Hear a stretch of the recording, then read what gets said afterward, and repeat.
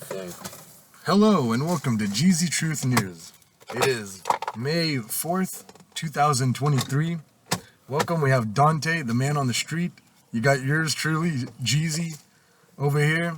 And, we're going to conduct an interview, have some fun, and see where it goes. Sounds like a time. Yeah, well, thank you very much, Dante, for being over here. I don't know how much you want to divulge in your background story here, but he's lucky enough to be back. And here he is. So we're gonna. We got. So welcome, Dante. It's a pleasure, and I don't know where you want to start. Well, I'm glad to be here, and it's good to be with my colleagues again, and having some good discussions. Right now, I'm trying to set up a quick game of chess, but I can't find a perfect placement for it. So, but yeah, I've just been, trying to getting out of the confinement situation here, and now I'm trying to get things going, and there's a lot of people falling through the cracks in the legal system right now, and a lot of corruption, and a lot of Yeah, I mean, we could talk about all that too. I mean, that's just evidence, right? Definitely a lot of weird laws going on. Bad shit going on. Yeah. But you gotta take care of it. And it is what it is, It's made the whole thing the whole system exists for a reason. It's just not perfect. And it's hard to, you got to keep off the drugs out there on the streets, according to you and, some experts on the streets is saying that it's nuts out there. That they have these hard drugs, they're cheap, and, we're talking about the blues, the blue pills, the fentanyl. It's all fentanyl mostly now, right? Yeah, it's almost all fentanyl and ISO, like artificial fentanyl. And there's a new one too that you were talking about. ISO. You predicted it. Also, I think they call it Trank now. You know anything about that? Oh, yeah, Trank and ISO. Yeah, I know all about Trank. That's what's killing people so quickly. Is the Trank and the synthetic fentanyl. So where's it coming from, and what's the situation on all that? It's coming from China. So it's all coming from China in their pipelines, or however you want to call it. I mean, how do they get there? I mean, it's just through the southern border, through planes, through trains, through mail, through all the above. It's exotic pets, everything. Wow. So, and what exactly is the Trank and the ISO? Is it like fentanyl? It's similar, but it's just different research chemicals. Is ISO and fentanyl, or excuse me, is ISO and Trank similar? Or close to the same? I think ISO is more like fentanyl, and Trank is more like benzos, and it's more like date rape drugs and shit. I'm not exactly sure because it's all very new. I think it's just synthetic chemical from a lab that just acts so similarly to fentanyl. And Trank is more of like a benzodiazepine or some kind of habituated sedative. So what are your thoughts on all that? I mean, you think it's getting worse? What are the streets saying? Where can we put this chessboard? Oh, it's definitely getting worse. It's definitely getting worse, and the streets are jungle right now. Well, according to the main surveyors and whatever, they say that the crime is increasing or whatnot. They say that crime and poverty and crime is parallel. So if there's more poverty, there's more crime. Uh, you throw the drugs into the mix. I mean, I don't know how to fix all that or what would be the solutions there, especially if the drug there's just more and more drugs and they're harder, they're more dangerous, and they're more available out there. Well, there has to be education. There has to be programs.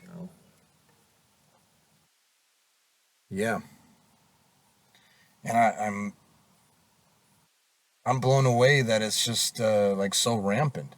I mean, I don't know. They must be coming in because the law enforcement, I'm sure, is doing their best job to keep it off the streets, and they're trying to find it and this and that. But what's Communities have to work together. People have to be more active in their community and to do what they can to help. Because on a federal level, everything gets polluted. The waters just get so muddied. You know, there's no real regulation at that level. hmm.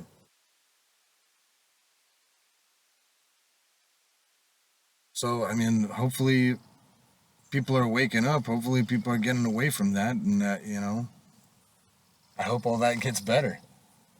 It's because otherwise, I don't know what to say.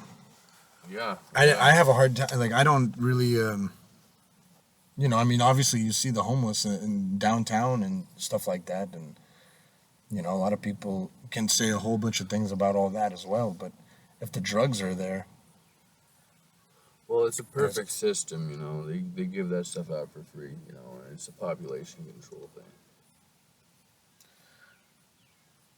and that's another interesting thing. It's like, do they? Because they build up the tolerances. Someone like me, who if I touched it, I'd immediately die or something like that. Oh yeah, But yeah. the people who build up the tolerances, I mean, they do a lot. Let's start with the blues.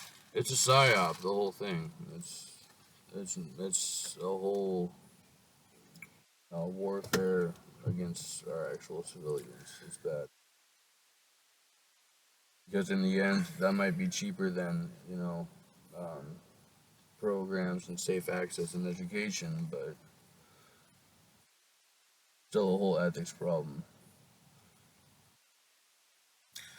Well, I hope the solutions fix all that. I hope the education, educating people and telling them, hey, you gotta stay off that. You gotta, Oh yeah, yeah. figure all that out and see what's going on. It's where it's coming from. I mean, it's gonna take It takes a lot of people to figure all that out. The educators, fi- you know, teaching the people how dangerous it is. The law enforcement trying to crack down, see where it's coming from. I mean, we're hearing on the news that they're catching, pounds and pounds of fentanyl or whatever all over the place.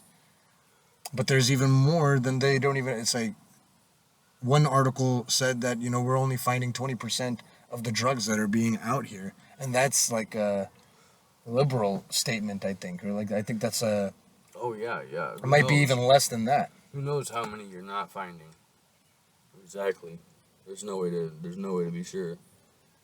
So Absolutely. So yeah, it's like